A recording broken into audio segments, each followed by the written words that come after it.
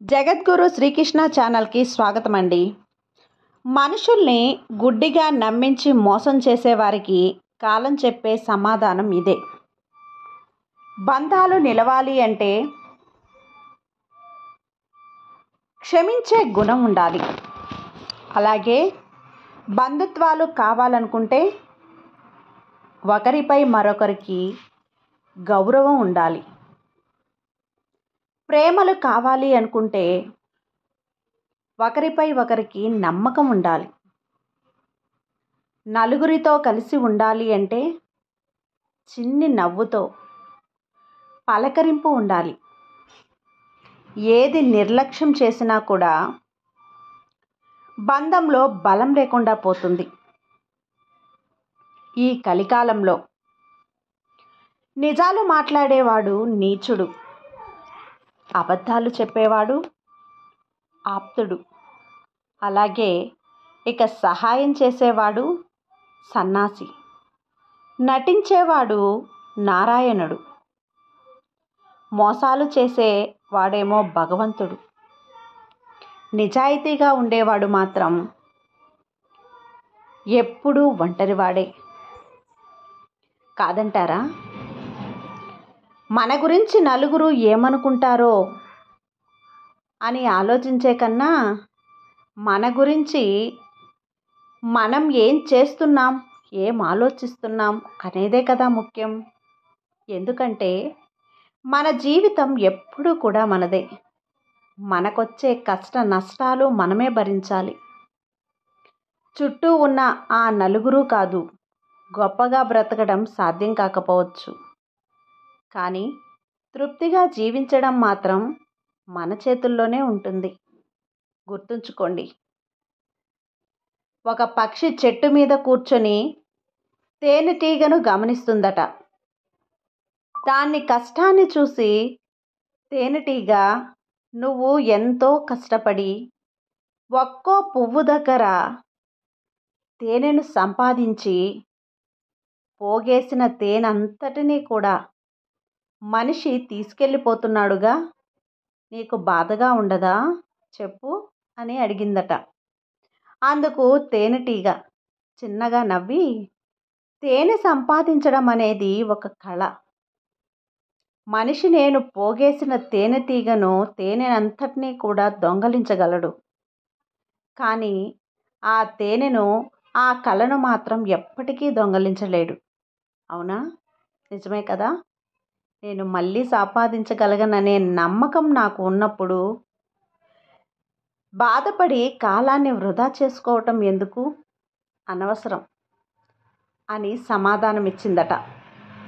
మనకి మన మీద నమ్మకం ఉన్నప్పుడు ఎవరు ఎన్ని మాటలన్నా కూడా మన ప్రతిభ ఎప్పటికీ మనకే ఉంటుంది. కృంగిపోకండి, బాధపడకండి. విశ్వాసాన్ని ఎప్పుడూ కూడా కోల్పోకూడదు. ధైర్యంగా ఉండండి. చిన్న విత్తనం నుండి పుట్టి ఒక మొక్క మహావృక్షం అవుతుంది. అదేవిధంగా చిన్న జలపాతమే మన మహానదిగా మారి భూమిపై పరుగులు తీస్తుంది.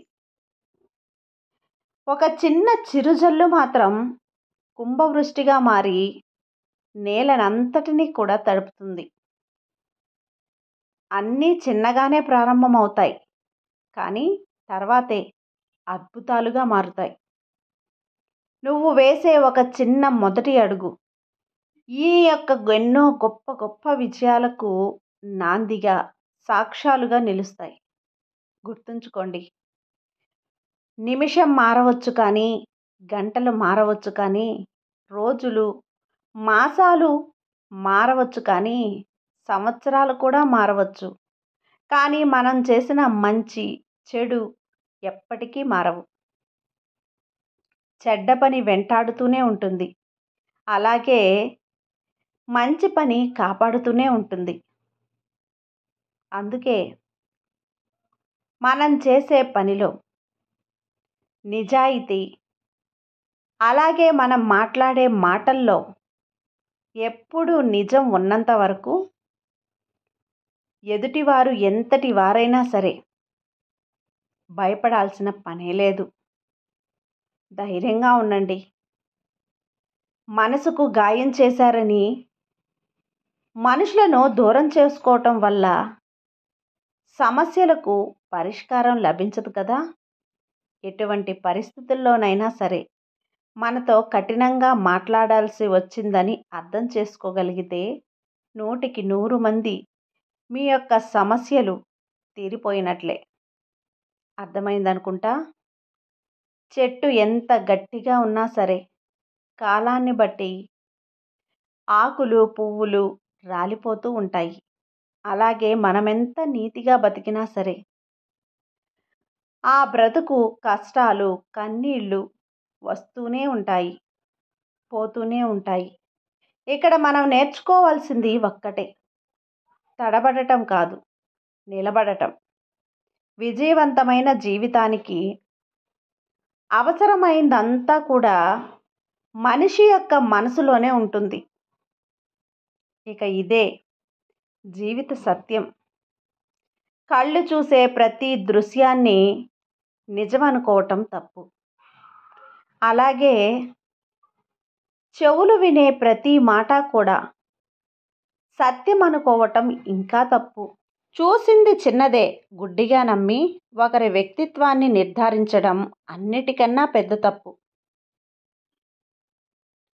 పరిస్థితులు ఎంత కఠినంగా మారినా సరే మనం మనలా ఉండటమే జీవితం, మనకు బలం.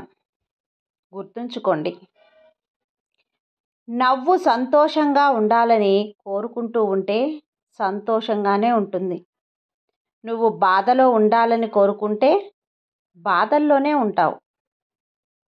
ఏదైనా సరే నీ మనసు పైన, అలాగే నీ యొక్క ఆలోచన ధోరణి పైన ఆధారపడి ఉంటుంది. దీన్నే మన పెద్దలు యద్భావం తద్వతి అంటూ ఉంటారు. గుర్తుంచుకోండి.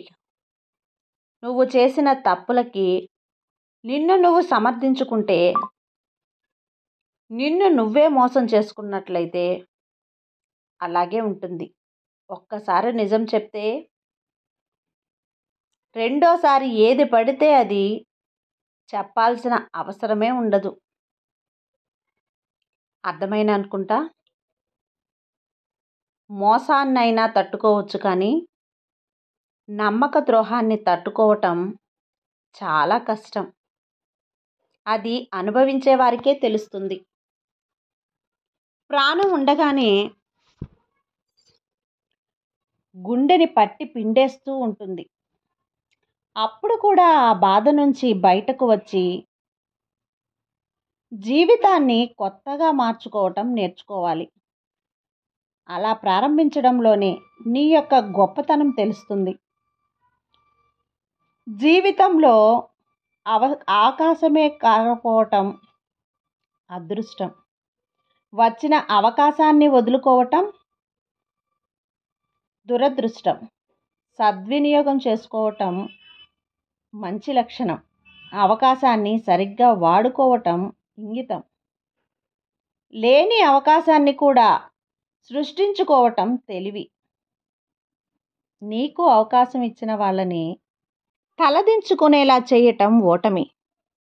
నిన్నటి రోజున నిన్ను చూసి నవ్విన వాళ్ళు నీ దగ్గరకు వచ్చి నిన్ను అవకాశం ఇవ్వమని అడగటమే నీ యొక్క విజయం. పేదరికం అంటే నీ వద్ద డబ్బు లేకపోవటం కాదు, నీలో ఆత్మవిశ్వాసం లేకపోవటమే. గుర్తుంచుకోండి. ధైర్యంగా ఉండండి. విశ్వాసాన్ని పెంచుకో. గుండె నిబ్బరంగా ఉండు. విశ్వాసాన్ని ఎప్పుడూ కోల్పోకు. ఇక అందరూ కూడా నాతో పాటు ప్రేమతో ధ్యానించండి. నమ్మకంతో బ్రతకండి. జై శ్రీకృష్ణ.